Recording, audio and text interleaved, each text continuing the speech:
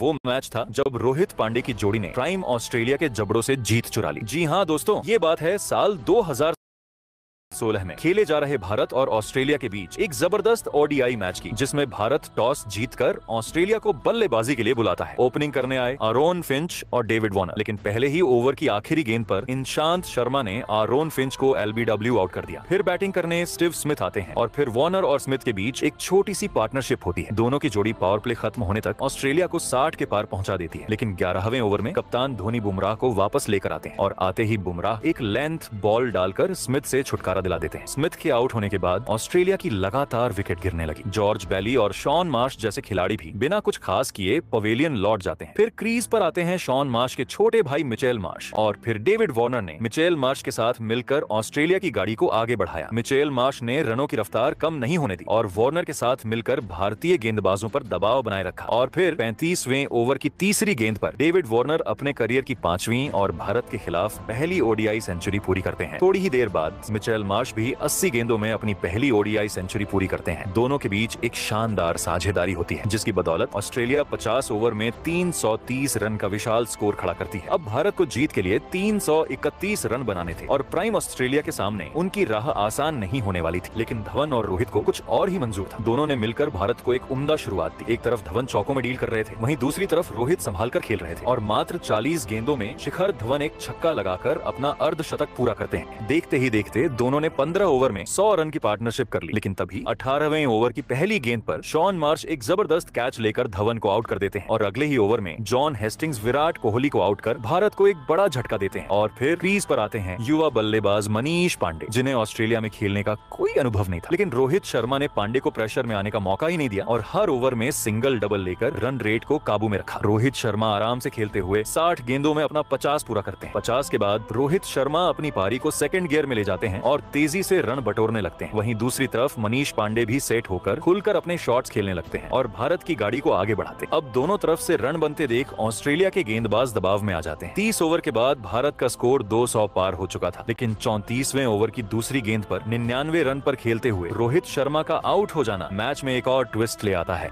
भारत को अभी भी 99 गेंदों में 100 रन चाहिए थे। तभी क्रीज पर आते हैं एमएस धोनी। धोनी ने आते ही मैच की स्थिति को समझा और सिंगल डबल लेकर गेम को चलाया। दूसरी तरफ मनीष पांडे बीच बीच में चौके निकालकर प्रेशर कम करने की कोशिश कर रहे थे। दोनों के बीच एक निर्णायक पार्टनरशिप होती है जो मैच को और करीब ले जाती है। अब भारत को आखिरी ओवर में 12 रन चाहिए थे और धोनी पहली गेंद पर एक फ्लैट छक्का मार देते हैं। अब जीत के लिए 5 गेंदों में सिर्फ 6 रन चाहिए थे, तभी धोनी कैच आउट हो जाते हैं। अब पूरी जिम्मेदारी मनीष पांडे के ऊपर थी और पांडे ने एक शानदार चौका झड़कर न सिर्फ टीम को जीत दिलाई, बल्कि अपना करियर का बेस्ट शतक भी पूरा करके ऑस्ट्रेलिया के मुंह